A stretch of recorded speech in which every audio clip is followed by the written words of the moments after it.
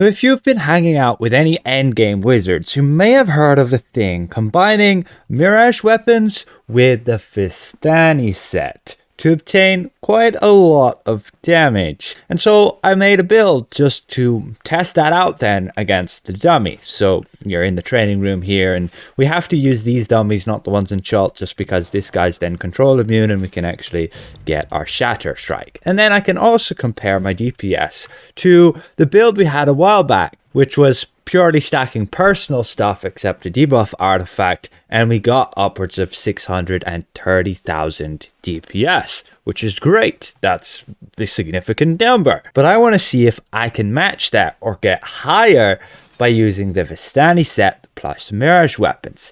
Now, you may note there's a weird interaction with that because the clones that you spawn with Mirage, I'll just dismiss my companion here so we don't get any extra clutter. You can see we use an encounter power and then we spawn these 3 clones as per Mirage. But then they do their Chilling Cloud, and you can see when they do that flurry, they put the Vistani on the boss. And we could see we had 3 Vistanis active. 3 of those debuffs active from just our clones. So in total, we could have 4 active during an artifact call through us having the set plus the clones. That's a 20% debuff on the enemy, benefiting not just you, but everybody in your group. That is pretty crazy. So we've got to go and see what's the kind of DPS we can get then with using Mirage plus Vistani. How much damage do we actually lose, if at any at all?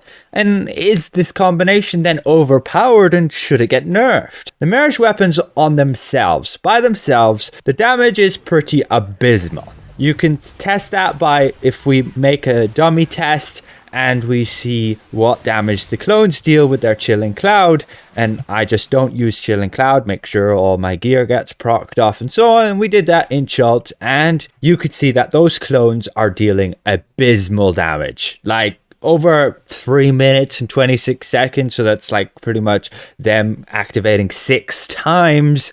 We're only dealing like just over 10,000 encounter DPS. That is minuscule. That's less than 1% of our overall damage. So I would not consider running the Mirage Weapons just for the damage alone. You're far better off with a weapon set like the new Stormforged one with a ton of item level, ton of base damage, and a bunch of bonuses there to give you extra damage.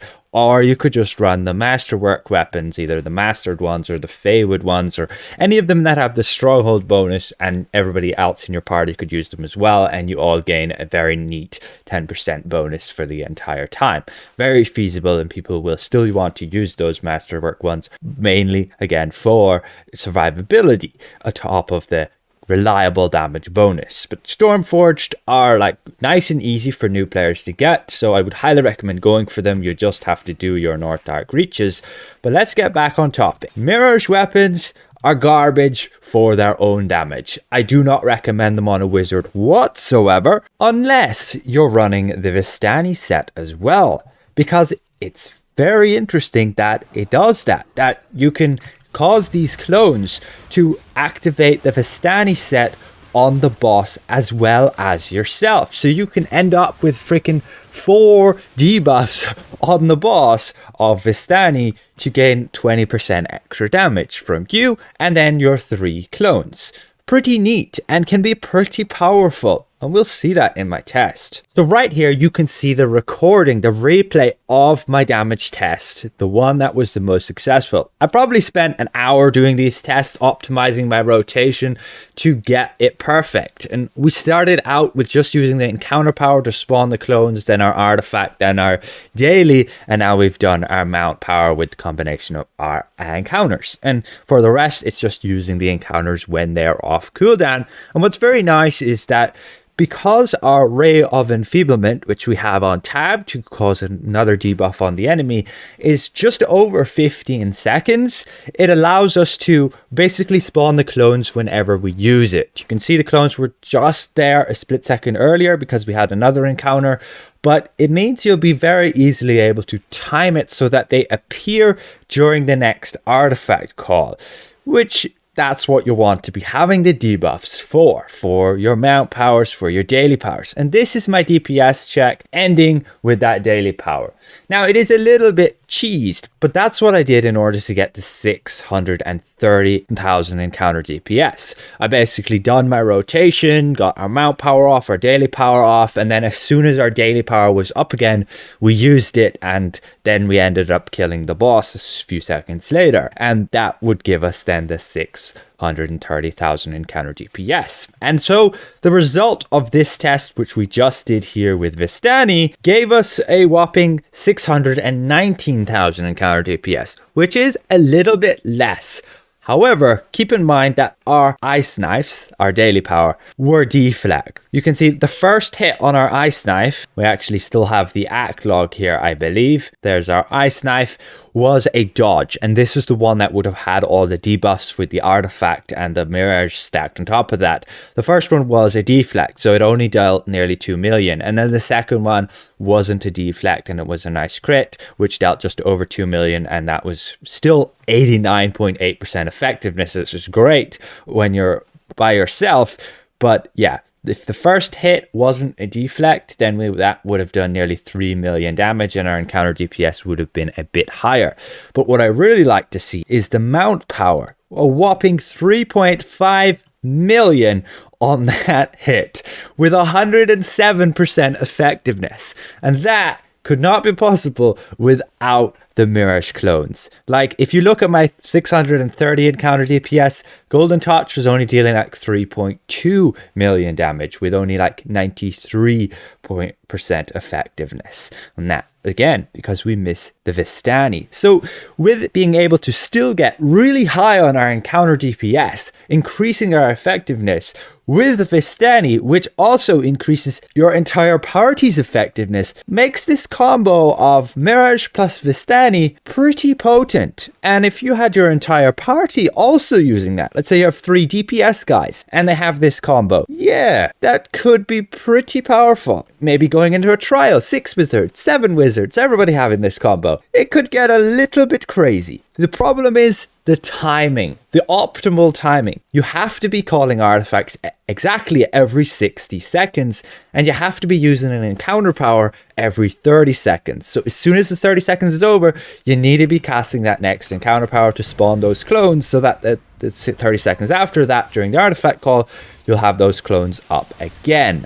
And keep in mind, the Vistani set only lasts 5 seconds, so after those clones spawn, it takes a little bit of time before they actually proc the Vistani, so you have that little bit of grace period, and then you have 5 seconds with Vistani up. And the way I note it is, if we go back to this DPS test, you can see what I do here is I used my encounter power, and now I'm waiting. I wait for the clones to do the third animation of Chilling Cloud before I go and dump everything, because that's when I know they have oil procced Vistani on the boss. So overall, is this setup overpowered? Well, right now I haven't seen a lot of people using it. Will I use it?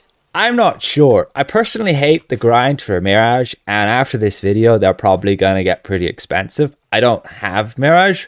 Thankfully, Mammalian managed to copy them over to preview for me to test them and to see the results of this combination, which is pretty good. But who knows? Things might change. And yes, you could use the Grace Ring with it as well. Unfortunately, you'll only ever get 1 stack of it, and you personally can stack it, or you could have a healer which would give you the benefit of that. So I don't see the point using Grace with this setup.